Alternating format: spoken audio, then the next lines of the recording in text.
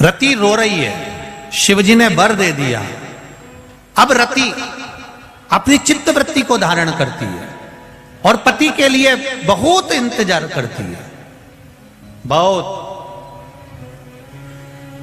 कहां सतयुग, कहां त्रेता, कहां द्वापर, भ्रमण करती करती करती समय निकाल देती। समय आया, शिव महापुराण की कथा कहती है, सती मैया जो जलकर भस्म हुई थी वो हिमालय राज के घर में मैनावती के गर्भ से पार्वती के रूप में प्रकट हो गई। मैना, धन्या और कला, ये 3 पितरों की लड़कियां हैं, पितरों की बेटियां हैं, पितृलोक में रहती हैं। दुनिया का सबसे सुंदर लोक है पितृलोक। दुनिया का सर्वश्रेष्ठ लोक पितृलोक, जहां से पितर किसी दूसरी जगह जाना नहीं चाहते। कई लोग कहते हैं हमारे पितरों के लिए मुक्ति के लिए हमने ये करा, पितरों के मोक्ष के लिए ये करा, पितरों के मोक्ष के लिए ये करा, पर कोई पितरों से पूछे संसार में भटक रहे हैं तो उनकी मुक्ति का केंद्र कारण करिए, आप उपाय करिए। पर पितृलोक में विराजमान है तो उनकी मुक्ति का कोई यत्न मत करिए। क्यों?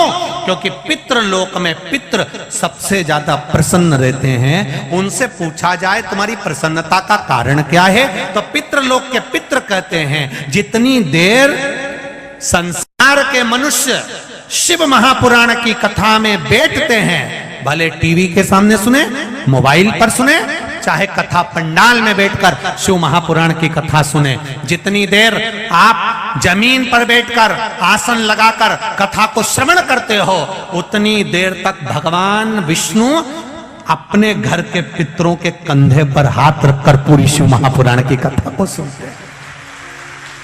उतनी देर महादेव की कथा का रस तत्व भगवान नारायण उतनी देर तक हमारे पितरों के कंधे पर हाथ रखते हैं और हाथ रखकर कंधा ठोक ठोक कर कहते, देख तेरे घर के ये सत्कर्म कर रहे हैं, तेरे घर के बच्चे कथा सुन रहे हैं, तेरे घर के बच्चे ने पुण्य कमाया, तेरे घर के बच्चे ने श्री शिवाय नमस्तुभ्यम गाया, तेरे घर के बच्चे ने शिव तत्व को जाना है, तेरे घर के बच्चे ने पुण्य। भगवान नारायण कंधा ठोक ठोक कर आशीर्वाद देते हैं, ये तेरे घर के बच्चे हैं, ये तेरे घर की बहू है, ये तेरे घर के बेटे हैं।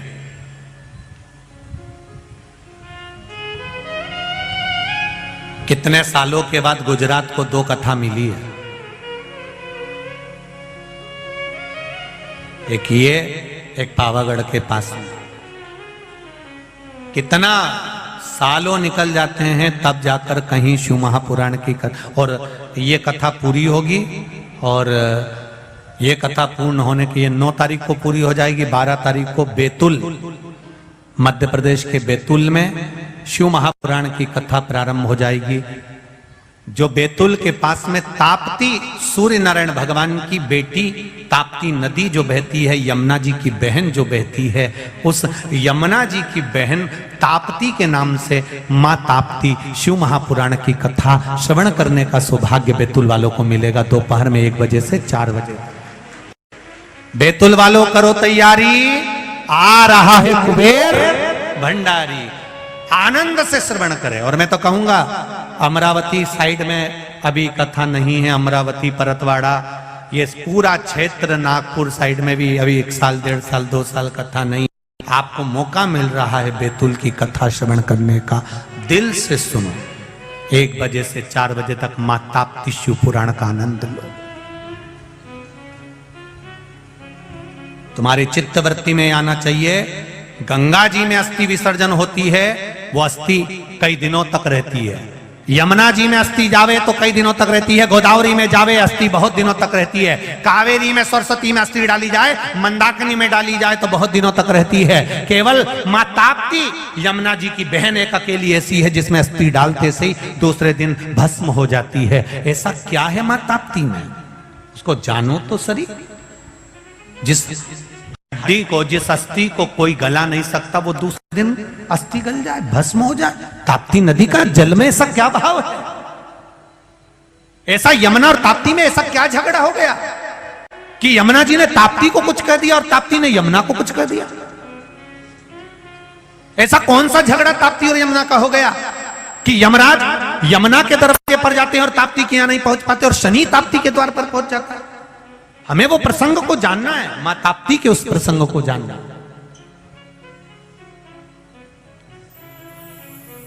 उसको पहचानना है हमें, मां ताप्ती के उस संवादों को।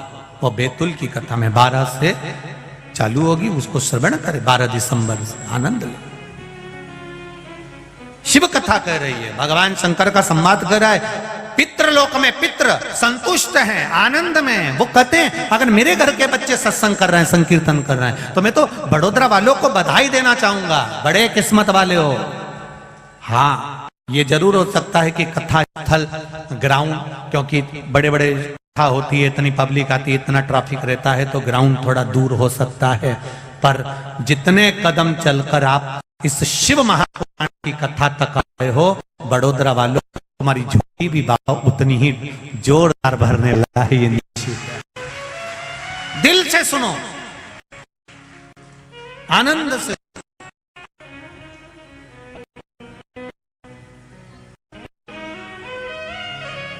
भाव से शिव कथा कह रही है। भगवान शंकर का संवाद कहता है, मैना, धन्या और कला 3 देवियां बैठी थी, चली। सनकाद ऋषि को उनका चरण लग गया, वस्त्र लग गया, क्रोध में आ गए। सनकाद ऋषि श्राप दे दिया, तुम भूमि पर जाओगी। पितृलोक कौन छोड़ना चाहेगा? जब इतना सुंदर लोक है तो कौन छोड़ेगा? पर उन्हें जाना पड़ा क्योंकि श्राप लगा था, जाना पड़ा।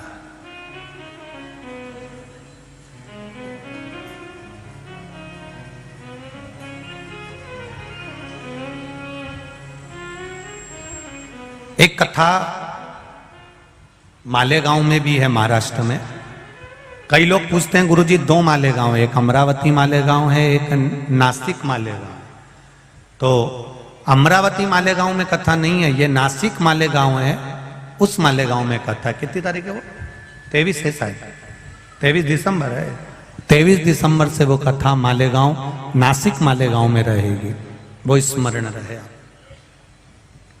तो अमरावती मालेगांव नहीं है, वो है नासिक मालेगांव महाराज। धूलिया मालेगांव बोलते हैं, नासिक मालेगांव, धूलिया मालेगांव, नासिक मालेगांव, ऐसा कुछ है उसका। शिव कथा कह रही है, हाँ धूलिया मालेगांव का होगा। शिव महापुराण की कथा कह रही है। 3 देवियां पृथ्वी पर आ गईं। संतों का वर प्राप्त हुआ, तुम्हारी गोद में 3 देवियां खेलेंगी, जगत का कल्याण करेंगी। मैना की गोद में माता पार्वती हैं।